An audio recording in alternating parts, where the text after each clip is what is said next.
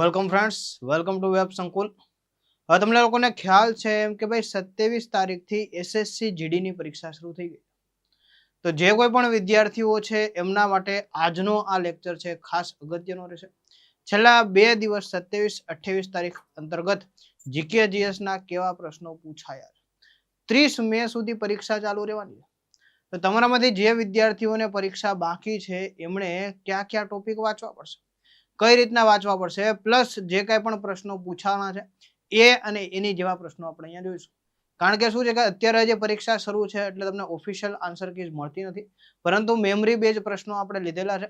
Plus તમને એક idea આવશે, જે કોઈ પણ વિદ્યાર્થીઓ છેલ્લા 2-3 દિવસથી પરીક્ષા આપે છે એમની સાથે વાતચીત છે અને એમના જે કઈ પણ અનુભવો છે એના આધારે આઈડિયા આવશે કે જો તમારે એસએસસી જીડી બાકી છે અને ક્લિયર કરવી છે તો ભાઈ કયા કયા ટોપિકમાંથી કેટલું કેટલું તમારે વાંચવાનું રહેશે. ઓકે, જો ચેનલ ઉપર નવા છો તો લાઈક, શેર અને સબસ્ક્રાઇબ કરી દેજો. મુદ્દાની વસ્તુ એ છે, યસ થેન્ક યુ,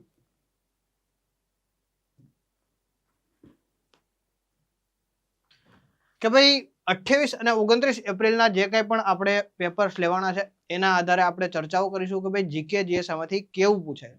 ખાસ અગત્યની વસ્તુ તમને કહી દઉં કે ભાઈ આ જે પરીક્ષા છે એ 27 એપ્રિલ થી 30 મે સુધી ચાલવાની. એટલે તમારામાંથી જે વિદ્યાર્થીઓને હજી પરીક્ષા બાકી છે એમને લોકોને એક અંદાજ આવશે કે આપણે શું કરવાનું. પ્રશ્નો કેટલા હોય છે કે ભાઈ પ્રશ્નો કુલ હોય છે 80 હોય છે અને એના માર્ક્સ કેટલા હોય છે 160 હોય છે. તમને ટોટલ 60 મિનિટનો સમય મળે. ઓકે, 4 પોર્શન હોય છે: ગણિત, રીઝનિંગ, જીકે જીએસ અને લેંગ્વેજ. લેંગ્વેજમાં ઇંગ્લિશ અથવા તો હિન્દી હોય. મોટા ભાગના આપણે ઇંગ્લિશ જ રાખવાનું છે, ઇંગ્લિશ ગ્રામર. ઓકે, તો આ પ્રમાણેનું તમારા પેપર હોય છે. 20-20 માર્ક્સના 4 પોર્શન પૂછાય છે: 20 નું ગણિત, 20 નું રીઝનિંગ, 20 નું જીકે જીએસ અને 20 નું ઇંગ્લિશ તો હિન્દી. ઓકે, તો ચર્ચા કરીએ એની પહેલા કે ભાઈ આ જે જીકે જીએસ છે તો આમાંથી તમારે કયા કયા ટોપિક કરવાના રહેશે. હવે આ એવા ટોપિક છે કે જનરલી તમે તૈયાર કર્યા છે પણ આની જે ફેક્ચ્યુઅલ માહિતીઓ છે એ તમને આમાં અઘરું નથી પૂછતા, વન લાઇનર ટાઈપ પૂછે. તો જોઈએ આપણે. યસ, ઓકે, તો જો અહીંયા આપણે તમને પોર્શન કહી દઉં છું. ક્લાસિકલ ડાન્સ અને લોકનૃત્ય. કે ભાઈ કયું નૃત્ય છે એ કયા રાજ્ય સાથે સંકળાયેલું છે, દુમહલ કયા નૃત્ય સાથે સંકળાયેલું છે, નાટ નાટીન કયા રાજ્ય સાથે સંકળાયેલ છે. બરોબર, તો આજે તમારે કોઈ જગ્યાએ ચર્ચા કરવામાં અને ખાસ નોર્થ ઈસ્ટ ના વધારે પૂછે છે. બરોબર છે, નોર્થ ઈસ્ટ ના જે રાજ્યો છે, 7 સિસ્ટર જે રાજ્યો છે એમાંથી એમના જે ફોક ડાન્સ છે અને ક્લાસિકલ ડાન્સ છે. ક્લાસિકલ ડાન્સ આપણે દક્ષિણ ભારત, કુચીપુડી, ભરતનાટ્યમ. બરોબર છે, તો આ બધી વસ્તુઓ તમને પૂછે છે. ખાસ વસ્તુ કુચીપુડી, ભરતનાટ્યમ, બરોબર, કથક, કથકલી, ઓડિસી. તો આ બધા જે નૃત્યો છે એ કયા રાજ્ય સાથે સંકળાયેલા છે. આ સિવાય કોણ કોણ મહાનુભાવો છે કે આ નૃત્યો સાથે સંકળાયેલા એ પણ પ્રશ્નો જોવા મળે છે. બીજી વસ્તુ છે રમત ગમત, ઓલિમ્પિક અને પેરાલિમ્પિક. હવે તમને ખબર છે કે ભાઈ ઓલિમ્પિક 2024 માં થઈ હતી. ક્યારે થઈ હતી? 2024 માં થઈ હતી. તો એમાંથી પ્રશ્નો આવે છે. અને પેરાલિમ્પિક માંથી આવે છે. વિન્ટર ઓલિમ્પિક હમણાં જાન્યુઆરીમાં થઈ હતી, એમાંથી પ્રશ્નો આવે છે. ખાસ અગત્યનું છે સંગીત અને એના વાદ્ય અને વાદકો. હવે તમને ખબર સંગીતના વાદ્યોના પ્રકારો આવે. કેવા પ્રકારો આવે આમાં? તો કે સાહેબ આમાં સુશીર વાદ્ય આવે, બરાબર. બાકી કેવું આવે? તંતુ વાદ્ય આવે, બરાબર. અવનદ વાદ્ય આવે. પછી કેવું વાદ્ય આવે? યસ, ધન વાદ્ય આવે. તો આવા તમને પ્રકાર પૂછે છે કે ભાઈ કોઈ પણ વાદ્ય છે એ કયા પ્રકારનું છે. બરોબર ને, શરણાઈ છે તો ભાઈ શરણાઈ છે ફૂંક મારીને વગાડવાની છે, એને સુશીર વાદ્ય કહેવાય છે. તબલા છે, તબલાની ઉપર મઢેલું હોય છે ચામડું, તેને અવનદ વાદ્ય કહેવાય. મંજીરા છે તો ભાઈ મંજીરાને શું કહેવાય છે? યસ, એને ધન વાદ્ય કહેવાય, કારણ કે બે ધાતુના જે વસ્તુઓ છે એ અથડાવવામાં આવે. મંજીરા છે, કરતાલ છે, અવનદ ધન વાદ્ય છે. બરોબર. તંતુ વાદ્ય છે, હવે ગિટાર છે, સિતાર છે, બરોબર, સંતૂર છે, આ બધા શું છે? તંતુ વાદ્ય. તો આવા વાદ્યના પ્રકારો તમને પૂછે છે કે ભાઈ કોઈ એક વાદ્યનું નામ આપે અને પૂછે કે ભાઈ આજે ઇન્સ્ટ્રુમેન્ટ, અને અંગ્રેજીમાં શું કહેવાય? મ્યુઝિકલ ઇન્સ્ટ્રુમેન્ટ કહેવાય, કે આ મ્યુઝિકલ ઇન્સ્ટ્રુમેન્ટ છે એ કયા પ્રકારનો. તો એના પ્રકારો વિશે પૂછે છે. પ્લસ એના વગાડનાર છે ઉસ્તાદ બિસ્મિલ્લા ખાન છે, બરોબર. તો ભાઈ શેના માટે પ્રખ્યાત? ઝાકીર હુસેન છે, પંડિત ઝાકીર હુસેન શેના માટે ફેમસ છે? આવી રીતના પૂછે છે. ઓકે, યસ, માણભટ્ટ આપણા ગુજરાતી માણભટ્ટ છે, બરોબર ને, માટલા આપણે કઈક ભાઈ જેને માણભટ્ટ તરીકે ઓળખવામાં આવે તે વસ્તુ પૂછે છે. ભારતીય બંધારણના સંદર્ભમાં તમારે શું કરવાનું છે, અહીંયા પ્રશ્ન આવે તો અહીંયા 3 પોર્શન તમને સૌથી વધારે અગત્યના હોય. એક છે આપણા મૂળભૂત અધિકારો, બીજા છે રાજ્ય નીતિના માર્ગદર્શક સિદ્ધાંતો અને અગત્યના બંધારણીય સુધારાઓ. તમારું કોઈ પણ શિફ્ટ નું પેપર હશે તો આ 3 ટોપિકમાંથી 1-2 પ્રશ્નો તમને ચોક્કસથી જોવા મળશે.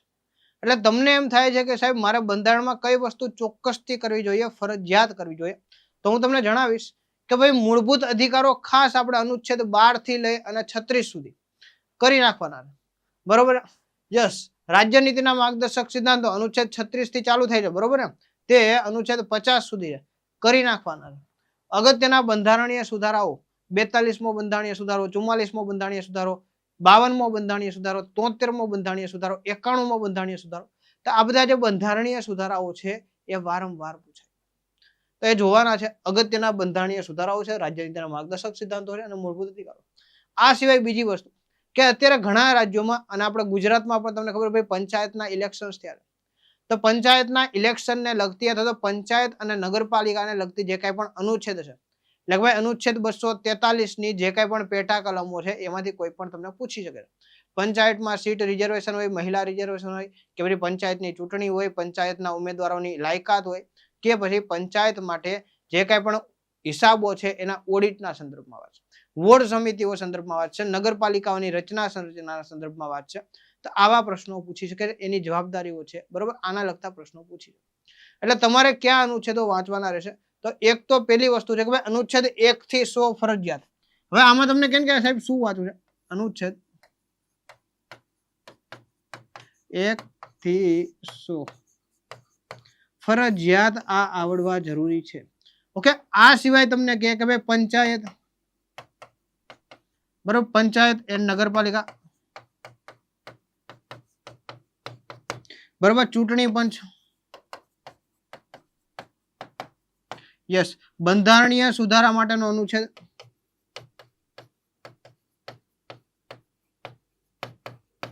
Okay, yes.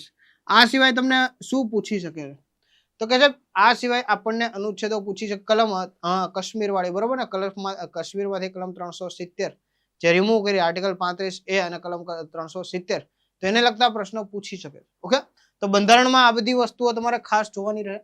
નેક્સ્ટ જોઈએ, હવે તમને ખ્યાલ છે કે જો સબરીમાલા મંદિર કરીને છે, બરોબર છે, યસ, સબરીમાલા મંદિર છે કેરળમાં આવેલું, બધાને ખબર કયા જિલ્લામાં આવેલું, પ્રશ્ન પૂછી છે, પથાણમથિટ્ટા, બરોબર, પથાણમથિટ્ટા કરીને જિલ્લો છે એમાં આવેલું છે. તો સબરીમાલા મંદિર છે, ખજુરાહોના મંદિર છે, આ સિવાયના જે ફેમસ મંદિરો હોય, બરોબર ને, યસ, કેદારનાથ ધામ મંદિર છે. તો આવા મંદિર જે હમણાં છેલ્લા 1 વર્ષમાં ચર્ચામાં છે એમાંથી પ્રશ્ન આવે છે. તો મંદિરો છે, આ સિવાય મંદિરની શૈલીઓ છે. હવે તમને ખબર છે કે ભારતમાં 3 શૈલીના મંદિરો બને છે, ભારતમાં 3 શૈલીના મંદિરો બને છે, નાગર શૈલી, બરોબર, બેસર શૈલી, બેસર અથવા તો વેસર શૈલી અને દ્રવિડ શૈલી. મોટા ભાગે ઉત્તર ભારતના જે કાંઈ પણ મંદિરો છે નાગર શૈલીમાં બને છે. યસ, મધ્ય ભારતના મંદિરો જે કાંઈ છે એ બેસર શૈલીમાં બને, અને દક્ષિણ ભારતના મંદિરો એટલે કે ભાઈ આંધ્રપ્રદેશ થી લઈ, બરોબર, મહારાષ્ટ્રના નીચેના ભાગથી લઈ ત્યાં છેક તમિલનાડુ સુધી તમને ત્યાં દ્રવિડ શૈલીના મંદિરો જોવા મળે. તો એને લગતા પ્રશ્નો પૂછે છે કે ભાઈ કોઈ જે મંદિર છે એ કઈ શૈલીનું છે, કોના શાસનકાળમાં બન્યું છે, ખાસ અગત્યનું છે. બૃહદેશ્વર મંદિર લઈ લો, રાજરાજેશ્વર મંદિર લઈ લો, બરોબર, યસ. આ સિવાય હમ્પીના જે કાંઈ પણ લઈ લો, વિજય વિઠ્ઠલ મંદિર લઈ લો. તો આ જે મંદિરો છે કયા રાજાઓના સમયમાં બન્યા છે, કઈ શૈલીના છે, બરોબર ને, યસ. આ આપણે ઓડિશાનું જે પુરીનું જગન્નાથ ભગવાનનું મંદિર, તો આને લગતા પ્રશ્નો તમને પૂછવામાં આવે છે, તો એ માહિતીઓ તમારે વાંચવાની. આ સિવાય મેળાઓ અને ઉત્સવો છે એ તો ખાસ તમને ખ્યાલ છે, અને એમાં જે ઉત્તર ભારતના જે અમુક મહોત્સવો છે એના સંદર્ભમાં પ્રશ્નો પૂછે છે. ઉત્તર ભારતના છે, આ સિવાય પંજાબના છે, તમિલનાડુના છે, મહારાષ્ટ્રના છે, કેરળના છે, મલયાલી ભાષાઓના જે કંઈ પણ મહોત્સવો હોય તો એના લગતા પ્રશ્નો આવે છે. ઓકે, તો એ જોવાનું રહેશે. આ જે કંઈ પણ આપણે ચર્ચા કરીએ છીએ ને એ છેલ્લા 2-3 દિવસથી પરીક્ષાઓ લેવાય છે એના ડેટાના આધારે ચર્ચા કરીએ છીએ કે જે જીકે જીએસમાં શું પૂછે છે ફેક્ચ્યુઅલ, પણ આવા મુદ્દાઓમાંથી પૂછે. બીજી વસ્તુ છે અગત્યની નિમણૂકો, નિમણૂકો ખાસ અગત્યની છે, અપોઇન્ટમેન્ટ્સ તરીકે ઓળખવામાં આવે છે. ભાઈ નીતિ આયોગ છે એના અધ્યક્ષ કોણ છે, તો કે ભાઈ ભારતના વડાપ્રધાન છે, ઉપાધ્યક્ષ કોણ છે, આપણા રક્ષામંત્રી કોણ છે, બરોબર, રક્ષામંત્રીના સેક્રેટરી હોય તો ભાઈ સેક્રેટરી કોણ છે, આરબીઆઈ ના ગવર્નર કોણ છે, બરોબર છે, યસ, સીબીઆઈ છે તો ભાઈ સીબીઆઈ ના હેડ કોણ છે, રો ના હેડ કોણ છે, યુપીએસસી ના હેડ કોણ છે. ઓકે, જે કાંઈ પણ કેન્દ્રીયકૃત મોટી મોટી સંસ્થાઓ છે એમની નિમણૂકોના સંદર્ભમાં આપણને ખ્યાલ હોવો જોઈએ. અને ખાસ ડિફેન્સ સેક્ટર, કારણ કે તમારે એસએસસી જીડીમાં ડિફેન્સ સેક્ટરને લગતી અપોઇન્ટમેન્ટ છે ખાસ પૂછવામાં. આપણા એર માર્શલ કોણ છે, એર ચીફ માર્શલ કોણ છે, બરોબર ને, યસ, એડમિરલ કોણ છે, બરોબર છે, યસ, એર, આ સિવાય શું છે ભાઈ, આર્મી ચીફ કોણ છે, chief of defence staff CDS જે પોસ્ટ છે એના ઉપર અત્યારે કોણ છે, આને લગતા પ્રશ્નો પૂછે છે તો એ અપોઇન્ટમેન્ટ આપણને ખ્યાલ હોવી જોઈએ. આપણા ચૂંટણી કમિશનરના અધ્યક્ષ કોણ છે, બરોબર, ભારતીય ચૂંટણી કમિશનર છે, એના મુખ્ય ચૂંટણી કમિશનર કોણ છે, ચીફ ઇલેક્શન કમિશન, બરોબર, જ્ઞાનેશ કુમાર, એ પૂછી શકે છે. ઓસ્કાર, ગ્રેમી, નોબલ અને પદ્મ પુરસ્કારો ભારતમાં તમને ખ્યાલ છે કે ભાઈ દર વખતે 25 જાન્યુઆરીએ સાંજે 7 વાગે ભારતના રાષ્ટ્રપતિ શ્રી દ્વારા જાહેરાત કરવામાં આવે છે પદ્મ પુરસ્કાર વિજેતાઓ, અને 26 જાન્યુઆરી પછીથી એમને સમયાંતરે શું છે કે ભાઈ આ પદ્મ પુરસ્કારો આપવામાં આવે. તો ભાઈ પદ્મ વિભૂષણ છે, પદ્મભૂષણ છે અને પદ્મશ્રી છે, બરોબર, શ્રેષ્ઠ નાગરિકતાના આપણે જે પુરસ્કારો છે, સૌથી ઉપર ભારત રત્ન આવે. તો ભારત રત્ન સિવાય જે આ 3 જે પુરસ્કારો છે એ દર વર્ષે આપવામાં, ભારત રત્ન દર વર્ષે નથી આપવામાં, એ 2-3 વર્ષે, 4 વર્ષે જેવી અનુકૂળતા, જેવા વ્યક્તિઓ એમના પ્રમાણમાં આપવામાં આવે. તો એને લગતા પ્રશ્નો તમને પૂછવામાં આવે છે. આ સિવાય ઓસ્કાર, ગ્રેમી, ઓસ્કાર છે દર વર્ષે થાય, બરોબર, અને એની આવૃત્તિઓ પૂછવામાં આવે કે ભાઈ આ વખતે ઓસ્કાર જે એવોર્ડ હતો તો કેટલામાં ક્રમમાં. ગ્રેમી એવોર્ડ મ્યુઝિક માટેનો બેસ્ટ એવોર્ડ માનવામાં આવે. નોબેલ પુરસ્કારો, બરોબર ને, અલગ અલગ ફિલ્ડમાં આપવામાં આવે છે, સાયન્સ છે, મેડિસિન છે, ફિઝિક્સ છે, બરોબર, ઇકોનોમી છે, પીસ છે, લિટરેચર છે, આવા અલગ અલગ જે કાંઈ પણ ફિલ્ડ છે એમાં નોબેલ પુરસ્કારો આપવામાં આવે. તો એને લગતા પ્રશ્નો પૂછવામાં આવે છે. અને જનજાતિઓને લગતા વર્તમાન મુદ્દાઓ પીવીટીજી તરીકે ઓળખવામાં આવે છે. અને કયા મુદ્દા તરીકે ઓળખવામાં આવે? PVTG, primary vulnerable tribal groups તરીકે ઓળખવામાં આવે છે. યસ, તો આ જે છે, બરોબર છે, એના સંદર્ભમાં પણ પ્રશ્નો પૂછવામાં, ટ્રાઇબ્સ જે છે એના સંદર્ભમાં પ્રશ્નો પૂછવામાં આવે. હવે તમને ખ્યાલ છે કે ભાઈ એસસી એસટી અનામતના બાબતની વાત હોય કે પછી શું છે, યસ, કોઈ પણ સીટ જે છે રિઝર્વેશન છે એના સંદર્ભમાં વાત હોય તેના પ્રશ્નો તમને પૂછવામાં આવે. ઓકે, યસ, તો આ વસ્તુ તમારે તૈયાર કરવાની છે જીકેજીએસમાં. હવે મધ્યકાલીન, જો ઇતિહાસના સંદર્ભમાં આપણે આ સિવાયના મુદ્દાઓની વાત કરીએ ને, કે આ સિવાય કેવું પૂછે કે ભાઈ મધ્યકાલીન ઇતિહાસના સંદર્ભમાં પ્રશ્નો પૂછે. મોટાભાગે મધ્યકાલીન ઇતિહાસ એટલે સલ્તનત કાલીન ઇતિહાસ આપણે કહીએ છીએ, બરોબર ને, એમાં મુગલ વંશ આવી ગયો, બરોબર, યસ, મામલક વંશ આવી ગયો, લોધી વંશ આવી ગયો, બરોબર, યસ, તુગલક વંશ આવી ગયો. તો આના જે કોઈ પણ મોટા મોટા જે રાજાઓ છે એના સંદર્ભમાં વાત કરવામાં આવે છે. અકબર છે, ફિરોજ શાહ તુગલક છે, બરોબર છે, જે કંઈ પણ અલાઉદ્દીન ખિલજી છે, એના લગતા અમુક પ્રશ્નો પૂછવામાં આવે છે, બરોબર. તો એ વસ્તુ જોવાની છે. પછી ભૂગોળ છે. હવે ભૂગોળમાં તમને કેવું પૂછે છે ખબર? તો ભૂગોળમાં તમને જે કાંઈ પણ આપણા હાઇડ્રો ઇલેક્ટ્રિક પ્રોજેક્ટ હોય છે, ડેમ્સ હોય છે, બરોબર ને, મોટા બ્રિજીસ હોય છે, ટનલ હોય છે, પાસ હોય છે, તેના સંદર્ભમાં પ્રશ્નો પૂછે. અટલ ટનલ છે, પાસ છે, બરોબર, આના લગતા પ્રશ્નો પૂછવામાં આવે છે. યસ, અને ઇકોનોમીમાં તમને અમુક જે છે ને કન્સેપ્ટ આધારિત પ્રશ્નો પૂછે છે. બજેટ છે, જીડીપી છે, એફડીઆઈ છે, પંચવર્ષીય યોજનાઓ છે, અને ભારતની એલપીજી પોલિસી. ભારતની એલપીજી પોલિસી એટલે કે ભાઈ લિબરાઇઝેશન, પ્રાઇવેટાઇઝેશન અને ગ્લોબલાઇઝેશન. ઓકે, આને શું કહેવાય? યસ, આને કહેવાય યસ ઉદારીકરણ, ખાનગીકરણ અને વૈશ્વિકીકરણ. હવે આપણને ખબર છે કે ભાઈ ઇન્ડિયન ઇકોનોમી છે એ ખૂબ કટોકટીની સ્થિતિમાં આવી ગયું. ત્યારે શું છે કે ભાઈ ભારતના ગવર્નર અને ઇન્ટરનેશનલ મોનેટરી ફંડ એમની વચ્ચે મીટિંગ થાય છે, અને ત્યારે નક્કી કરવામાં આવ્યું કે જો ભારતે આગળ વિકાસ કરવો છે, ભારતને આગળ આર્થિક સહાયતા જોતી હશે, તો ભારતે ખાસ અમુક વસ્તુનું ધ્યાન રાખવું પડશે. અને ધ્યાન એ રાખવું પડશે કે ભાઈ ભારતે જે છે એ શું છે કે ભાઈ એલપીજી પોલિસી અપનાવવી પડશે. જે કાંઈ પણ ઉદ્યોગો છે એમાં ઉદારીકરણ લાવવું પડશે. સરકારના જે ખોટ ખાતા ઉદ્યોગો છે એનું પ્રાઇવેટાઇઝેશન એટલે કે ખાનગીકરણ કરવું પડશે, અને દેશની બજારને વિશ્વની બજાર સાથે જોડવી પડશે. એટલે કે ભાઈ ભારત દ્વારા અન્ય દેશોમાંથી આયાત નિકાસો વધારવી પડશે. જો ભારતે સર્વાઈવ કરવું છે, જો ભારતે આગળ વધવું છે, તો આ બધી બાબતોનું ખાસ ધ્યાન રાખવું પડશે. અને ત્યારબાદ આ 1993 થી આ 91 થી આ પોલિસી અમલમાં આવે છે, 24 જુલાઈ 91 થી. અને શું છે કે ભાઈ એલપીજી પોલિસી અમલમાં આવે. તેને વસ્તુ છે એફડીઆઈ એટલે શું છે, જેને ફોરેન ડાયરેક્ટ ઇન્વેસ્ટમેન્ટ કહેવાય. કોઈ પણ ભારતની કંપનીમાં કોઈ પણ વિદેશી કંપની, વિદેશી વ્યક્તિ કે વિદેશી સરકાર દ્વારા 10% કરતા વધારે રોકાણ કરવામાં આવે. ઓકે, આમાં શું છે? Yes, foreign direct investment.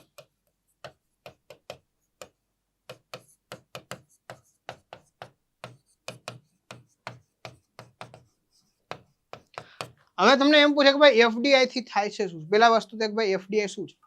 ભારતીય કંપનીમાં, પછી એ સરકારી કંપની હોય કે પ્રાઇવેટ કંપની હોય, સર્વિસ સેક્ટરની હોય કે પછી ઇન્ડસ્ટ્રીયલ સેક્ટરની કે એગ્રીકલ્ચર સેક્ટરની, કોઈ પણ ભારતીય કંપનીમાં જ્યારે વિદેશી વ્યક્તિ, વિદેશી કંપની કે વિદેશી સરકાર દ્વારા રોકાણ કરવામાં આવે છે અને એ રોકાણ કંપનીના કુલ મૂલ્યના 10% કરતા વધારે હોય છે તો એને એફડીઆઈ, ફોરેન ડાયરેક્ટ ઇન્વેસ્ટમેન્ટ તરીકે ઓળખવામાં આવે છે.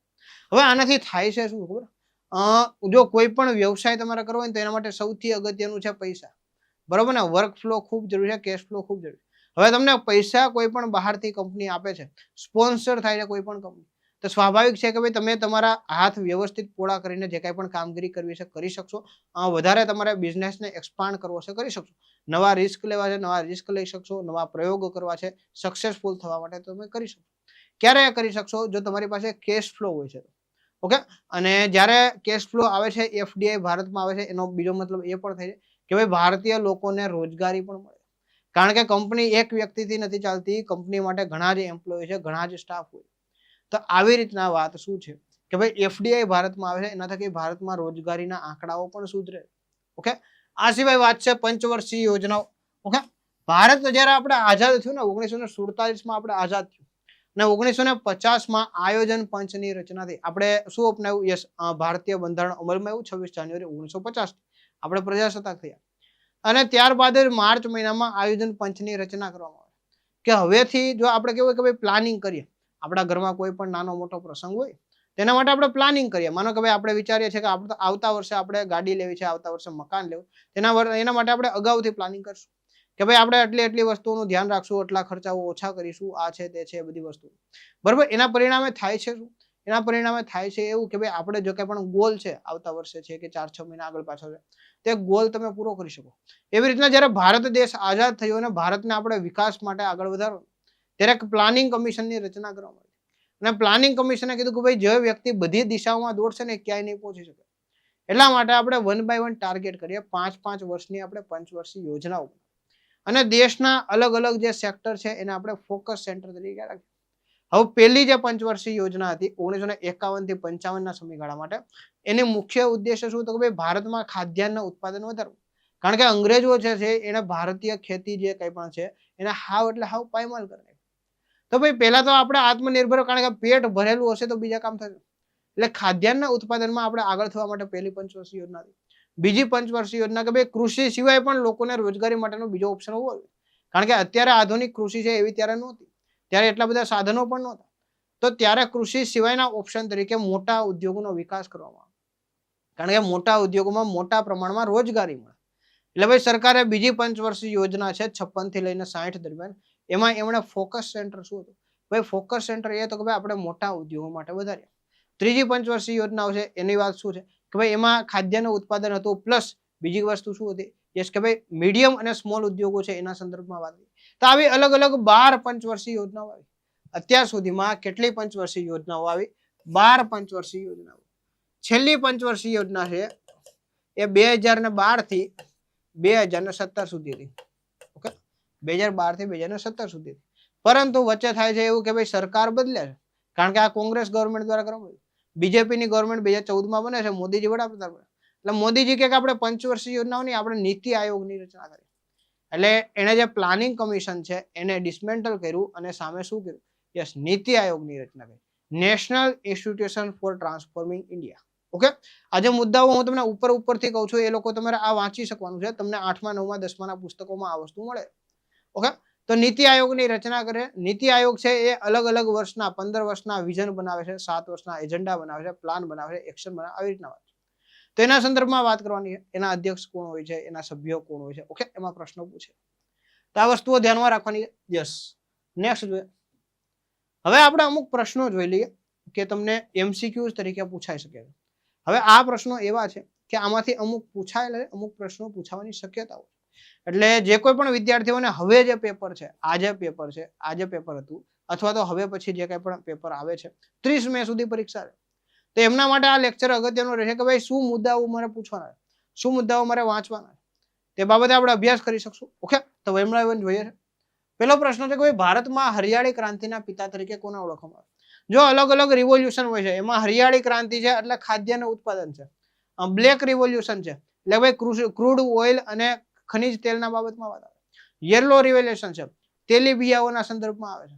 વ્હાઇટ રિવોલ્યુશન છે દૂધના સંદર્ભમાં આવે છે. સનફ્લાવર રિવોલ્યુશન છે તો કે ભાઈ ઇલેક્ટ્રોનિક્સ જે કાંઈ પણ આઈટમ છે એના સંદર્ભમાં આવે. તો આવા અલગ અલગ રિવોલ્યુશન્સ થઈ ગયા, બરોબર. તો આ જે હરિયાળી ક્રાંતિ છે, ગ્રીન રિવોલ્યુશન છે, એના પિતા તરીકે કોણ ઓળખવું? ટૂંકમાં ભારતમાં આ વ્યક્તિ જે છે એગ્રીકલ્ચર સાયન્ટિસ્ટ હતા અને એને જોડાયેલા હતા. એને કીધું કે ભાઈ આપણે જો કેવું કરશું, છોડવાઓ છે એની હાઈટ ઓછી કરી નાખશું તો એ જે એનર્જી છે ને એ એનર્જી શું છે એ બિયારણમાં વધારો કરશે. એટલે આ જે વિચાર આપનાર છે MS સ્વામિનાથન છે, મનકોમ્બુ સંભાષિવન સ્વામિનાથન. આનું પૂરું નામ પૂછે તો શું છે ભાઈ? મનકોમ્બુ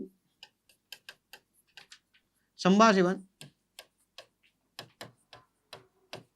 સ્વામિનાથન. ઓકે, એગ્રીકલ્ચરિસ્ટ હતા અને ખૂબ સારું એવું વૈજ્ઞાનિક સંશોધનો એમણે એગ્રીકલ્ચર બાબતે કર્યા. બિયારણોની હાઇબ્રિડ બિયારણો બાબતે કર્યા. ઓછી જગ્યામાં વધારે ઉત્પાદન કેમ લે છે? હાઈ yielding પ્રોગ્રામ ચલાવ્યા છે એમણે કે ભાઈ નક્કી કરેલા ચોક્કસ આપણે જમીન વધારી નથી શકતા, આપણે નક્કી કરેલી જમીનમાં જ ઉત્પાદન વધારવા માટે પ્રયત્નો કરવાના. તેના માટે કામ કર્યું હતું MS સ્વામિનાથનજીએ. અને આ ભારતમાં છે. વિશ્વમાં હરિયાળી ક્રાંતિના પિતા પૂછે તો નોર્મન બોરલોગ આવશે. આ વ્યક્તિ ક્યાંથી બિલોંગ કરતા હતા? આ વ્યક્તિ અમેરિકાથી બિલોંગ કરતા હતા.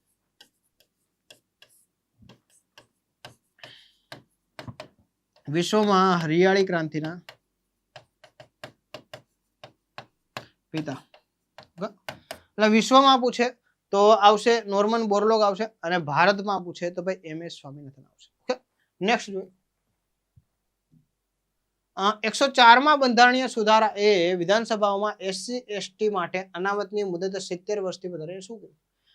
ખરેખર એવું હતું કે ભાઈ 2020-21માં SC ST સમુદાયના જે કાંઈ પણ સભ્યો છે એમના માટે જે અનામત છે, સીટ રિઝર્વેશન છે વિધાનસભાઓમાં, એ પૂરું થતું. તો પછી એમાં સુધારો કરવામાં આવે. આ સુધારો રાજ્ય વિધાનસભાઓ દ્વારા ના થાય, આ સુધારાઓ સંસદ દ્વારા થાય. તો સંસદ દ્વારા સુધારો કરવામાં આવે છે અને એને આગળ 10 year એક્સટેન્શન આપવામાં આવે. એટલે કે ભાઈ એ વધારીને 70 વર્ષથી વધારીને કેટલી 80 વર્ષ કરવામાં આવી. 30 બરોબર ને 2030 સુધી કરવામાં આવી. યસ, ક્યાં સુધી? યસ, 1 જૂન 2030. ઓકે, આ 2030 સુધી વધારવામાં આવ્યું. 2020-21માં પૂરું થતું તો એને એક્સટેન્ડ કરવામાં આવ્યું 10 વર્ષ માટે અને આ વધારીને કેટલું કરવામાં આવ્યું? 2030 સુધી કરવામાં. યસ. બિહુ કયા રાજ્યનું લોકનૃત્ય છે? જો બિહુ જે છે ને એ અગત્યનું છે. બોગાલી બિહુ છે, માઘ બિહુ છે, બરોબર. તો આ એક ક્લાસિકલ ડાન્સ છે પ્લસ આ તહેવાર પણ છે. ક્લાસિકલ ને ફોક ડાન્સ છે એટલે કે ભાઈ લોકનૃત્ય છે. શું છે? ક્લાસિકલ એટલે શાસ્ત્રીય નૃત્ય. એના માટેના ચોક્કસ નીતિ નિયમો હોય, ઘરાના હોય, એ પ્રમાણે થાય.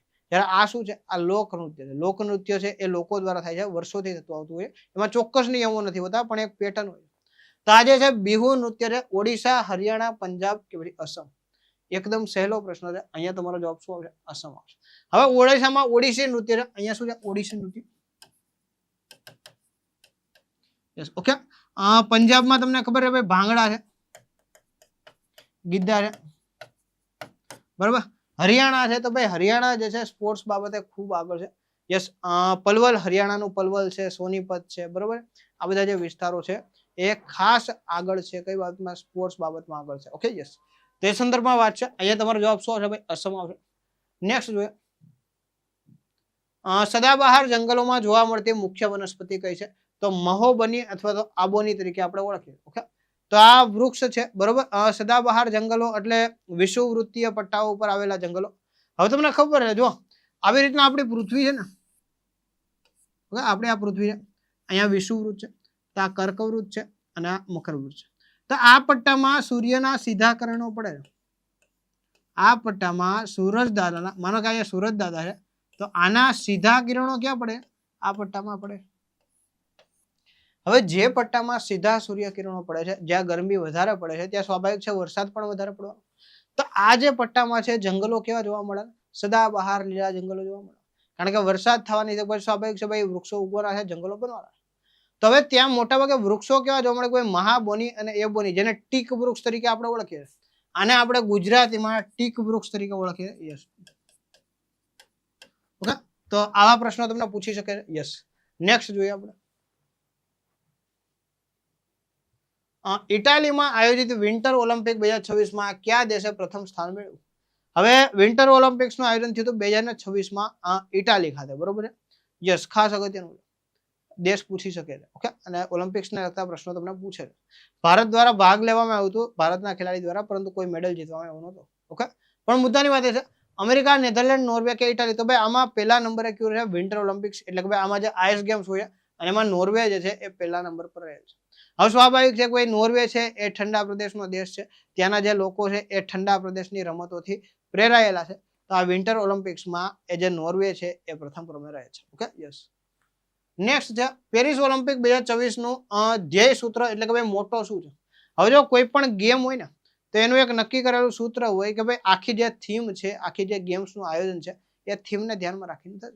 અને મોટા ભાગે થીમ પોઝિટિવ હોય છે, વિશ્વ બંધુત્વની ભાવના વાળી હોય છે, સૌને સાથે લઈને આગળ વધવા વાળી હોય છે, સ્પોર્ટ્સની જે કાંઈ પણ સ્પોર્ટ્સમેનશીપ જે સ્પિરિટ છે એ દર્શાવતી હોય છે. તો આજે ઓલિમ્પિક્સ 24 થઈ હતી એનો સંદર્ભમાં પ્રશ્ન પૂછે તો ભાઈ ગેમ્સ વાઇડ ઓપન, કે ભાઈ શું છે? ગેમ્સ વાઇડ ઓપન જે છે એનું મોટું હતું સૂત્ર હતું. યસ. નીચેનામાંથી કયું અર્થતંત્ર બજારલક્ષી અર્થતંત્ર? હવે જો આ ઇકોનોમીના સંદર્ભમાં છે, એમાં સામ્યવાદી છે, સમાજવાદી છે, મૂડીવાદી છે, મિશ્ર અર્થતંત્ર છે.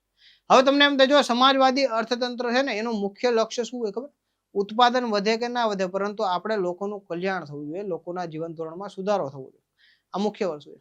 બજારવાદી અર્થતંત્ર છે એનો ઉદ્દેશ્ય શું હોય કે ભાઈ ઉત્પાદન વધવું જોઈએ, માથાદીઠ આવક વધવી જોઈએ, આવકની અસમાનતા થાય તો કઈ વાંધો નહીં, પણ અલ્ટિમેટલી દેશની રાષ્ટ્રીય આવક વધવી જોઈએ, આ બજારવાદી છે.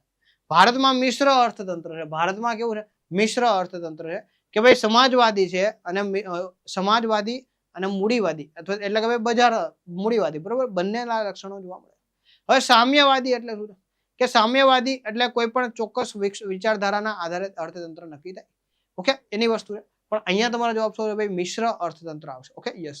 નેક્સ્ટ જોઈએ આ નીચેનામાંથી કયું? યસ. એક મિનિટ, અહીંયા આપણે જવાબમાં સુધારો કરીએ. જવાબમાં સુધારો એ છે કે ભાઈ આ બજાર લક્ષી છે, જેને બજારવાદી અર્થતંત્ર કહેવાય, અને અહીંયા તમારો જવાબ આવશે મૂડીવાદી. બજારલક્ષી અર્થતંત્ર કે જે બજારના આધારે નક્કી થાય છે, બજારના ભાવતંત્રના આધારે નક્કી થાય છે. ઉત્પાદનમાં વધારો કેમ થાય, ભાવ વધારે કેમ મળે, મેક્સિમમ પ્રોફિટ કેમ થાય, એના આધારે નક્કી થાય. તે મૂડીવાદી છે, બરોબર છે. યસ, મૂડીવાદી અર્થતંત્રનું આ લક્ષણ છે. જ્યારે મિશ્ર અર્થતંત્રમાં મૂડીવાદી અને યસ સમાજવાદી બંનેના લક્ષણ જોવા મળે. મૂડીવાદી અર્થતંત્ર છે એને જ બીજા શબ્દોમાં આપણે શું કહીએ? બજારવાદી અર્થતંત્ર અથવા બજારલક્ષી અર્થતંત્ર. Okay, yes. નીચેનામાંથી કયું સુશીર વાદ્ય છે? હવે જો મેં તમને કીધું કે ભાઈ સુશીર વાદ્ય એટલે કેવું કે ભાઈ તમે ફૂંક મારીને વગાડી શકો, બરોબર છે, તમે ફૂંક મારીને વગાડી શકો, એને સુશીર વાદ્ય કહેવાય. તો સરોદ, તબલા, ઢોલક કે પછી વાંસળી? તો સ્વાભાવિક છે કે ભાઈ અહીંયા શું આવશે? વાંસળી આવશે. વાંસળીને તમે ફૂંક મારીને વગાડી શકો. ઢોલક અને તબલા છે આને શું કહેવાય? આને અવનદ વાદ્ય કહેવાય, બરોબર. સરોદ છે શું છે? તંતુ વાદ્ય છે. અવનદ વાદ્ય એટલે ચામડું મઢેલું, બરોબર ને? કોઈ પણ એક ભાગ ઉપર મ્યુઝિકલ ઇન્સ્ટ્રુમેન્ટ છે ત્યાં ચામડું મઢેલું હોય છે, તો કવર હોય, અને એની ઉપર ઠપકારવામાં આવે અને અવાજ ઉત્પન્ન કરવામાં આવે. તો તબલા છે, ઢોલક છે, એમાં બે બાજુ ચામડું મઢેલું છે અને એમાંથી અવાજ ઉત્પન્ન કરવામાં આવે. સરોદ છે એમાં તાર હોય છે, એને તંતુ વાદ્ય કહેવામાં આવે છે. અને વાંસળી જે છે એને સુશીર વાદ્ય કહેવામાં આવે છે. ધન વાદ્યમાં શું આવે? તો કે સાહેબ મંજીરા આવે, કરતાલ આવે, બરોબર, એ ધન વાદ્ય આવે કે જે બંને ધાતુઓ અથડાવાથી થાય. ઓકે, યસ, એ વસ્તુ. નેક્સ્ટ, શિકાગો એલ્યુમની એવોર્ડ 2026 જીતવા વાળા ભારતીય અર્થશાસ્ત્રીનું નામ જણાવો.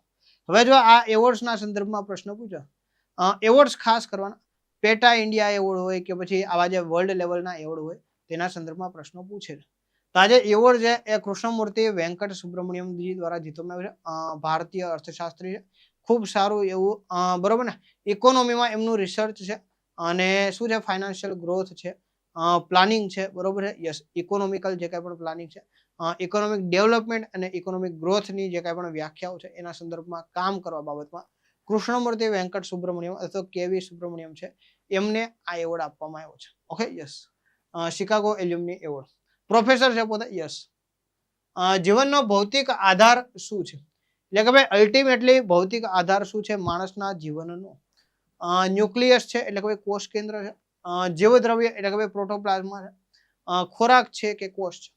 હવે કોઈ પણ વ્યક્તિ જ્યારે શું છે મૃત્યુ પામે છે, અવસાન પામે છે, તો આપણે શું કહીએ? ભાઈ એનો જીવ જતો રહ્યો, બરોબર ને? શું છે? પ્રોટોપ્લાઝમા કે ભાઈ એનો પ્રોટોપ્લાઝમા જતો રહ્યો, એનો જીવ જતો રહ્યો. વૈજ્ઞાનિક ભાષામાં પ્રોટોપ્લાઝમા કહે. તમારી મારી સાદી ભાષામાં આપણે શું કહીએ? જીવ જતો. તો અહીંયા તમારો જવાબ આવશે જીવદ્રવ્ય અથવા પ્રોટોપ્લાઝમા. નીચેનામાંથી કયા રાજ્યમાં પ્રખ્યાત નબકા લેબારા ઉત્સવ ઉજવવામાં આવે છે? હવે આ જે ઉત્સવ છે ને એ શું છે ખબર? મુદ્દાની વસ્તુ એ છે કે ઘણીવાર હવે આપણે જો ભારતીય હિન્દુ ફિલોસોફીમાં એક માન્યતા કે ભાઈ આત્મા છે, અમર છે, અને આ માણસનું શરીર છે ને એ કપડું છે, બરોબર? જેવી રીતના માણસ દરરોજ સવારે નાહીને કપડાં બદલે છે, એમ ચોક્કસ સમય પછી જે આત્મા છે એ શરીર બદલે છે. એટલે કે ભાઈ આ જે જૂનું શરીર છે એને છોડી નવા શરીરમાં જાય છે. પોતાના જે કાંઈ પણ કર્મો હોય એ પ્રમાણે એમને નવું શરીર મળે. તો મુદ્દાની વસ્તુ એ છે તો આ જ વસ્તુ જે છે એ ઓડિશામાં કરવામાં આવે છે. ભગવાનની મૂર્તિઓ છે, એટલે કે ભાઈ જો કૃષ્ણ ભગવાન છે, બરોબર, જેને ભગવાન જગન્નાથ કહેવાય છે, સુભદ્રાજી છે અને બલભદ્ર છે, બરોબર ને, બલદેવ છે. એમના જે છે મૂર્તિઓ લાકડાની હોય છે એ દર 16 વર્ષે, બરોબર, 12 કે 16 વર્ષે ક્યારે કરવામાં આવે? યસ, 8, 12 કે 16 વર્ષે એમની જે લાકડાની મૂર્તિઓ જે છે એમને બદલવામાં આવે છે, એમનું જે છે એ પરિસ્થાપન કરવામાં આવે છે. તેને નબકા લેબારા કહેવામાં આવે. નબકા લેબારાનો મતલબ શું? તો ભાઈ નવું શરીર ધારણ કરવું, નવું વસ્ત્ર ધારણ કરવું, નવો દેહ ધારણ કરવો. તો એના સંદર્ભમાં આ ઓડિશામાં ઉજવવામાં આવે છે. ઓડિશામાં પૂછે તો ભાઈ પુરી જગન્નાથ મંદિરમાં કૃષ્ણ ભગવાન, બલભદ્ર અને સુભદ્રાજી છે એમના જે છે એ મૂર્તિઓ જે છે લાકડાની મૂર્તિઓ છે એમને બદલવામાં આવે છે. નવી જે લાકડાની મૂર્તિઓ છે એમના પુનઃસ્થાપિત કરવામાં આવે. ઓકે, તેના સંદર્ભમાં આ ઉત્સવ. નેક્સ્ટ જોઈએ, પૂર્ણ કુંભ મેળો દર કેટલા વર્ષે એકવાર યોજાય છે? 3 વર્ષે, 6 વર્ષે, 12 વર્ષે કે પછી દર વર્ષે? હવે જો 3 પ્રકારના કુંભ મેળા થાય છે. એક આવે છે અર્ધકુંભ, બીજો આવે છે પૂર્ણ કુંભ અને ત્રીજો આવે છે મહાકુંભ. મિની કુંભ છે ને એ દર વર્ષે થાય છે, બરોબર? મિની કુંભ આ દર વર્ષે. હવે અર્ધકુંભ છે ને દર 6 વર્ષે, પૂર્ણ કુંભ છે દર 12 વર્ષે અને મહાકુંભ છે એ 144 વર્ષે. ઓકે, એટલે કે 12 કુંભ મેળા થાય, પૂર્ણ કુંભ મેળા, ત્યાર પછી એક મહાકુંભ મેળો થાય. ઓકે, આ વસ્તુ છે. તો અહીંયા તમને પૂછ્યો છે પૂર્ણ કુંભ મેળો, તો પૂર્ણ કુંભ મેળો આવશે દર 12 વર્ષે થાય. ઓકે, ખૂબ સહેલો પ્રશ્ન છે, ખૂબ સહેલો પ્રશ્ન. યસ, નેક્સ્ટ, ગરીબી નાબૂદી કઈ પંચવર્ષીય યોજનામાં કેન્દ્રિત સ્થાને હતી? બીજી, ત્રીજી, ચોથી કે પાંચમી? આમાંથી કઈ પંચવર્ષીય યોજના છે? એનો મુખ્ય, જો મેં તમને કીધું ને આગળ આપણે વાત કરીએ ભાઈ પંચવર્ષીય યોજનાઓ છે એના અલગ અલગ લક્ષ્યો હતા. તો અહીંયા તમને ગરીબી નાબૂદી જે કાર્યક્રમ છે ઇન્દિરાજીની સરકાર હતી અને 5મી પંચવર્ષીય યોજના છે એના દરમિયાન હતી. ઓકે, બીજી પંચવર્ષીય યોજનામાં મોટા ઉદ્યોગોનો વિકાસ,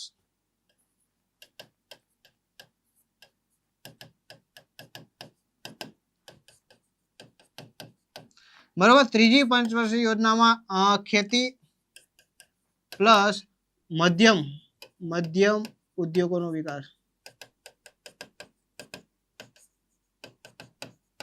બરોબર. ચોથી પંચવર્ષીય યોજનાઓમાં છે એ સ્કિલ ડેવલપમેન્ટ પ્લસ શિક્ષણ. ઓકે, એના સંદર્ભમાં વાત છે. આ સિવાય રોજગારી પણ આવે. યસ, આ બધી વસ્તુના સંદર્ભમાં ગરીબી નાબૂદી કાર્યક્રમ જે છે એ 5મી પંચવર્ષીય યોજના છે. યસ, ચોથીમાં મુખ્યત્વે બીજી વસ્તુઓ તમને કહેવામાં આવે તો ભાઈ ચોથી પંચવર્ષીય યોજનામાં કુટીર ઉદ્યોગો છે એના વિકાસના સંદર્ભમાં પણ છે. ઓકે, યસ, તો આ બધી વસ્તુ ધ્યાન રાખવાની. નેક્સ્ટ જોઈએ, 1001માં મોહમ્મદ ગઝનવીનો પહેલો હુમલો કયા શાસક સામે થયો હતો? હવે તમને ખબર હોય ગઝનવી જે છે એને 17 વખત અલગ અલગ ભારત પર આક્રમણો કર્યા હતા. તો ખૂબ ગંભીર બાબત છે. અને અહીંયા એમણે પહેલી વહેલી શરૂઆત કરી હતી 1001માં, અને એ શરૂઆત કઈ જગ્યાએ કરી હતી? રાજા જયપાલ, પેશાવર, બરોબર છે. અત્યારે પાકિસ્તાનમાં આવ્યું છે પરંતુ ત્યારે ભારતમાં હતું પેશાવર. પેશાવરના રાજા હતા રાજા જયપાલ, અને એમની સાથે હુમલો કરે છે. અને ગઝનવી જે છે એ શું કરે છે? યસ, ધીમે ધીમે ભારતના અલગ અલગ રાજ્યો છે, અલગ અલગ રાજાઓ છે એમની ઉપર હુમલા કરે.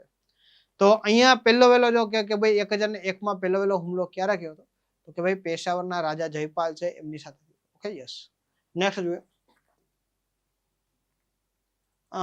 બીજી એક વસ્તુ અગત્યની છે કે ભાઈ ગઝનવી જે છે બરોબર છે યસ એ શું છે કે અલગ અલગ હુમલાઓ કરેલા છે એના સંદર્ભમાં વાત છે યસ. તો કાશી વિશ્વનાથ મંદિર કઈ નદીના કિનારે આવેલું છે તો ભાઈ ગંગા નદીના કિનારે આવેલું મંદિર છે, શિવજીનું મંદિર છે કાશી વિશ્વનાથ. ઓકે, યમુના તમને ખાસ ખ્યાલ છે કે ભાઈ યમુના નદી શું કામ ફેમસ છે તો ભાઈ કાલી નાગના દમન માટે બરોબર ને, કૃષ્ણ ભગવાનના જે બાળ કાંડ છે એમાં વાત આવે છે કે ભાઈ કાલી નાગનું દમન છે યમુના નદીમાં કર્યું. આ સિવાય નર્મદા નદી છે જેને શિવપુત્રી તરીકે પણ ઓળખવામાં આવે છે બરોબર. શિવજીને શું છે કે ભાઈ નર્મદા નદી છે મધ્ય ભારતમાં ખૂબ અગત્યની છે, ગુજરાતની સૌથી મોટી નદી છે, જળ જથ્થાની દ્રષ્ટિએ સૌથી મોટી નદી. અને ગોદાવરી નદી દક્ષિણની ગંગા તરીકે જેને ઓળખવામાં આવે છે, દક્ષિણ ભારતમાં આવે છે યસ. ઓકે, અને 3 મોટી નદીઓમાંની એક છે Godavari yes, Ganga Godavari yes. Next છે તિરુચિરાપલ્લી કઈ નદીના કિનારે આવેલું છે. જો આવા પ્રશ્નો તમને વધારે પૂછશે, અમુક જે શહેરો છે તે કઈ નદીના કિનારે વસેલા છે તો અહીંયા યાદ રાખવાનું છે કે ભાઈ આ કાવેરી નદીના કિનારે વસેલ છે. તિરુચિરાપલ્લી છે એ કાવેરી નદીના કિનારે વસેલ છે. ઓકે, નીચેનામાંથી કયો તહેવાર ઓડિશામાં ઉજવવામાં આવે છે. હોર્નબિલ છે, છપ્પર મેળો છે, બોનાલુ છે, બાલી તૃતીયા છે. હવે જો કેવું છે ખબર છે, આ ખરેખર કારતક માગસર મહિનામાં આવે છે અને પાર્વતીજીએ શિવજીને પામવા માટે આજે છે વ્રત કરેલું હતું. એના ઉપરથી એમને બાલી તૃતીયા તરીકે ઓળખવામાં આવે છે. અને પત્નીઓ જે છે પોતાના પતિના શું છે કે ભાઈ દીર્ઘાયુ માટે એમના જે સંબંધો છે સારા બની રહે એના માટે આ વ્રત કરે છે. એક દિવસનું વ્રત હોય છે જેને બાલી તૃતીયા કહેવાય છે. ઓડિશામાં કરવામાં આવે છે, ઓડિશાની બહેનો દ્વારા કરવામાં આવે છે યસ. નેક્સ્ટ છે 2024માં પેરાલિમ્પિકનું ક્યુ એડિશન યોજાશે. હવે ક્યુ એડિશન યોજાશે 2024 યોજાઈ ગયું છે, 17મું એડિશન યોજાઈ ગયું. કેટલામું? 17મું યોજાણું છે. આ પેલા 2020માં 16મું હતું ટોક્યો ખાતે. આ ક્યાં હતું? ટોક્યો ખાતે. ઓકે, 16મું. અને 18મું છે કઈ જગ્યાએ યોજાશે? જો આ થઈ ગયું છે. હવે 18મી આવૃત્તિ છે એ યોજાશે કઈ જગ્યાએ? યસ તો કે ભાઈ યુએસએ. ઓકે, અમેરિકા ખાતે 18મી જે ઓલિમ્પિક છે એનું આયોજન થવાનું છે. યસ, કઈ છે? પેરાલિમ્પિક્સ છે એનું આયોજન થવાનું છે યસ. 2026માં ઓસ્કાર એવોર્ડનું ક્યુ સંસ્કરણ યોજાણું, એટલે ભાઈ કયા નંબરનો ઓસ્કાર એવોર્ડ યોજાણો 2026માં? હવે તમને ખબર દર વખતે ઓસ્કાર એવોર્ડ છે ને એ માર્ચ મહિનામાં આયોજન કરવામાં આવે છે અને જેને એકેડેમી એવોર્ડ તરીકે પણ ઓળખવામાં આવે. હવે આનું બીજું નામ પૂછે ને તો આનું બીજું નામ શું થશે ખબર? એકેડેમી એવોર્ડ્સ થશે. ત્યારે એકેડેમી એવોર્ડ્સમાં વિશ્વ લેવલની જે કંઈ પણ ફિલ્મો હોય છે એમને પ્રોત્સાહિત કરવામાં આવે છે. ભારતની પણ ઘણી ફિલ્મોને ઓસ્કાર હમણાં 2 વર્ષ પહેલા ભારતનું જે RRR કરીને ફિલ્મ હતી એનું ગીત હતું નાટો નાટો ગીત, એમને ઓસ્કારમાં શું છે એવોર્ડ મળ્યો હતો. આ સિવાય શું છે કે ભાઈ અલગ અલગ જે કાંઈ પણ ફિલ્મો છે, ગાંધી ફિલ્મ છે, ગાંધી માય ફાધર, તેમને પણ મળેલો છે. તો આવી અલગ અલગ ફિલ્મો છે એમને ઓસ્કાર મળેલા છે યસ. તો અહીંયા વસ્તુ એ છે કે આ જે ઓસ્કાર છે એની કેટલામી આવૃત્તિ? 98મી આવૃત્તિ. કે આ 2026માં જે ઓસ્કાર થયો એ કેટલામી આવૃત્તિ હતી? 58મી આવૃત્તિ યસ. ભારતનું બીજા ક્રમનું સૌથી વધારે વસ્તી ધરાવતું રાજ્ય કયું છે? તો એમાં તમારો જવાબ આવશે મહારાષ્ટ્ર. સૌથી વધારે વસ્તી પૂછે અહીંયા. સૌથી વધારે વસ્તીઓમાં તમારે અમુક રાજ્યો યાદ રાખવા પડશે. પેલું છે ઉત્તર પ્રદેશ છે, બીજું છે મહારાષ્ટ્ર છે બરોબર, પશ્ચિમ બંગાળ છે. આ એવા રાજ્યો છે કે સૌથી વધારે વસ્તી ધરાવતા. અહીંયા તમારો જવાબ આવશે મહારાષ્ટ્ર. આ તમે જોઈ શકો બરોબર. યુપી છે, મહારાષ્ટ્ર છે, પછી બિહાર છે, પછી વેસ્ટ બંગાળ છે, પછી બિહાર છે. આ ટાઈપના અલગ અલગ રાજ્યો તમને અહીંયા દર્શાવે છે કે જ્યાં વસ્તીઓ છે ખૂબ વધારે હોય છે બરોબર. કેટલી છે? ખૂબ વધારે હોય યસ. કુડ નૃત્ય કયા રાજ્યનું લોકનૃત્ય છે? જમ્મુ કાશ્મીર, કર્ણાટક, નાગાલેન્ડ કે પછી મણિપુર? કુડ નૃત્ય પૂછ્યું બરોબર ને. કુડ નૃત્ય છે એ એક પ્રકારનું જો ભાઈઓ અને બહેનો દ્વારા કરવામાં આવતું નૃત્ય છે અને જમ્મુ કાશ્મીરમાં મોટા ભાગે થાય છે. તો આ નૃત્ય ક્યાંનું છે? જમ્મુ કાશ્મીરનું છે યસ. તો આવા ફોક ડાન્સ તમારે જોવાના રહેશે અલગ અલગ રાજ્યોના, એમાંથી પ્રશ્નો આવશે તમને. જો આપણે આગળ જ મુદ્દાઓની ચર્ચા કરી ત્યારે અમે કીધું કે ભાઈ અલગ અલગ રાજ્યોના જે તહેવારો છે, નૃત્યો છે એના પ્રશ્નો પૂછે છે. તો આપણને ખાલી આ નૃત્ય કયા રાજ્ય સાથે સંકળાયેલું છે ને એટલો ખબર હોવું જોઈએ યસ. નેક્સ્ટ છે રંગસૂત્ર શબ્દ કોણે આપ્યો? હોફ મિસ્ટર, વાલ્ડેયર, સટન કે પછી વેજનર? કોના દ્વારા આ સૂત્ર? 1893માં વાલ્ડેયર દ્વારા આ નામ આપવામાં આવ્યું રંગસૂત્ર. કોણે આપ્યું? તો વાલ્ડેયર. વોન વાલ્ડેયર તરીકે ઓળખાય છે. જર્મન વૈજ્ઞાનિક હતા. કોણ હતા? German scientist.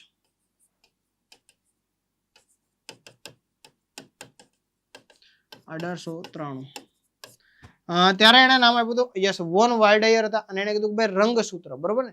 ડીએનએ માં રંગસૂત્રોની આપણને જોડો જોવા મળે. ડીએનએ ના આધારે જ ભાઈ શું છે કે ભાઈ કોઈ પણ બાળક છે એના લક્ષણો નક્કી થાય છે. કોઈ પણ વ્યક્તિનો અન્ય વ્યક્તિ સાથેનો સંબંધ તમારે આઈડેન્ટિફાઈ કરવો હોય તો ડીએનએ ના કારણે કે ભાઈ આ વ્યક્તિ છે આ વ્યક્તિના પરિવારથી બિલોંગ કરે છે કે નહીં, તો ડીએનએ ટેસ્ટના આધારે થાય. ઓકે, તો વોન વાલ્ડિયર દ્વારા આ રંગસૂત્ર શબ્દ આપણે ક્રોમોઝોમ તરીકે એને આપણે ઓળખીએ. શબરીમાલા શ્રી અયપ્પા મંદિર કયા રાજ્યમાં આવેલું? જો આપણે આગળ ચર્ચા કરી, આ મંદિર પાછું ચર્ચામાં રહે છે. મહિલાઓને અહીંયા પ્રવેશ બાબતે વિવાદ થયો હતો અને શું છે કે ભાઈ સુપ્રીમ કોર્ટમાં કેસ ગયો હતો 2018માં. પાછો એમાં વિવાદ આવ્યો છે એટલે પાછું આ મંદિર ચર્ચામાં આવ્યું. તમને પૂછી શકે છે અહીંયા તમને રાજ્ય પૂછે તો ભાઈ રાજ્ય કયું છે? કેરળ ખાતે આવેલું. પથાણમથિટ્ટા જિલ્લો, બરોબર, જિલ્લો પૂછે તો શું પથાણમથિટ્ટા આવશે. યસ, તો કેરળ ખાતે આવેલું છે. કિતાબુલ હિન્દ અથવા તો તહકીકે હિન્દના પ્રખ્યાત લેખક નું નામ શું છે? બરોબર ને, કિતાબુલ હિન્દ, હિન્દનું વર્ણન અહીંયા કરેલું છે તહકીકે હિન્દ. તો આ જે પુસ્તક છે એ અલબરુની દ્વારા લખવામાં આવેલું. કોના દ્વારા? અલબરુની દ્વારા. યસ. નેક્સ્ટ છે કયો અનુચ્છેદ ભારતના એટર્ની જનરલ સાથે સંબંધિત છે? અનુચ્છેદ 76, 79, 80 કે 81? યસ, આમાંથી કયો અનુચ્છેદ છે એ ભારતના એટર્ની જનરલ? હવે એટર્ની જનરલ એટલે શું કે ભાઈ ભારત સરકારના વકીલ. જ્યારે કોઈ પણ વ્યક્તિ, સંઘ, સમુદાય, કંપની કે પછી રાજ્ય સરકાર ભારત સરકારની વિરુદ્ધ કેસ કરે છે ત્યારે ભારત સરકારનો પક્ષ સુપ્રીમ કોર્ટમાં કોણ રાખશે? મોદીજી નહીં બોલવા જાય તો ત્યાં સરકાર વતી કોણ બોલશે? કોઈ સરકારના એટર્ની જનરલ બોલશે, ભારત સરકારના વકીલ બોલશે. ઓકે, અને આ બંધારણીય પદ છે. બંધારણમાં અનુચ્છેદ 76 અંતર્ગત એનો ઉલ્લેખ કરવામાં આવ્યો. અનુચ્છેદ 79 છે એ સંસદને લગતો છે કે ભાઈ રાજ્યસભા, લોકસભા અને રાષ્ટ્રપતિના સંયુક્ત મિલનથી સંસદ બનશે. અનુચ્છેદ 80 છે એ રાજ્યસભાના સંદર્ભમાં છે. અનુચ્છેદ 81 છે એ લોકસભાના સંદર્ભમાં. ઓકે, તો આ જે છે એ સંસદને લગતા ત્રણેય અનુચ્છેદો છે. જ્યારે અનુચ્છેદ 76 છે એ શું છે? એટર્ની જનરલ ઓફ ઇન્ડિયા, એટલે કે ભાઈ ભારત સરકારના વકીલની નિમણૂક છે, એની લાયકાત છે, એમની કામગીરી છે, આ બધી વસ્તુ બાબતમાં છે. Okay, yes. તો અહીંયા આપણો જવાબ આવશે એ. ખરીફ પાક ક્યારે વાવવામાં આવે? જો ખાસ અગત્યના છે રવિ, બરોબર, જાયદ પાક અને ખરીફ પાક. રવિ પાકને સાદી ભાષામાં શિયાળુ પાક કહેવાય અને ઉનાળુ કે, અને આને શું કહે? ચોમાસુ પાક કહેવાય. આ જે નામ પડ્યા છે ને વાવણીના આધારે નામ પડ્યા. નામ કેના આધારે પડ્યા છે? વાવણીના આધારે.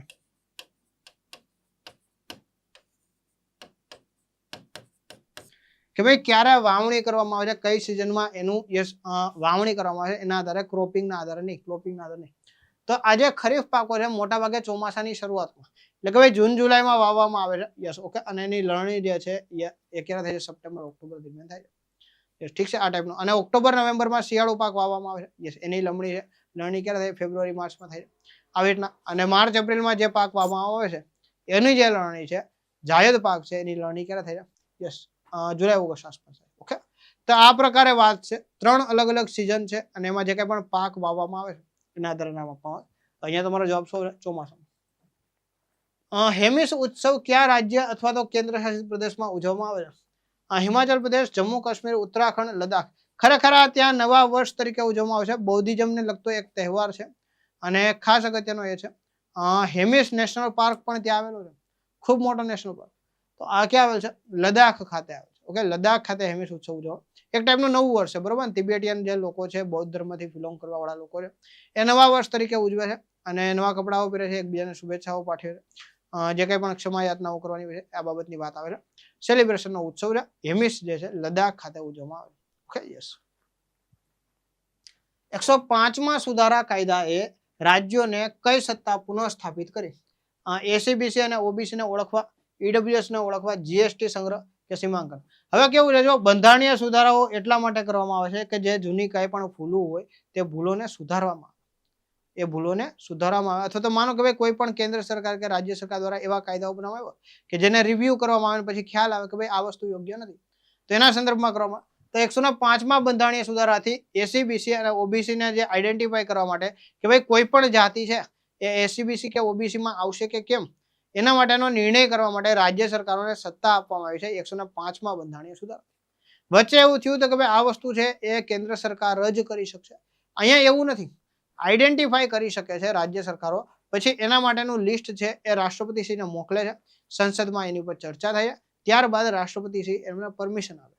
એટલે પરમિશન તો ભાઈ ભારત તરફથી મળવાની છે, એટલે કે ભાઈ રાષ્ટ્રપતિ તરફથી મળવાની, અને એને આઈડેન્ટિફાઈ કરવાનું કામ કોણ કરશે? હવે રાજ્ય સરકારો કરશે. 105માં બંધારણીય સુધારો.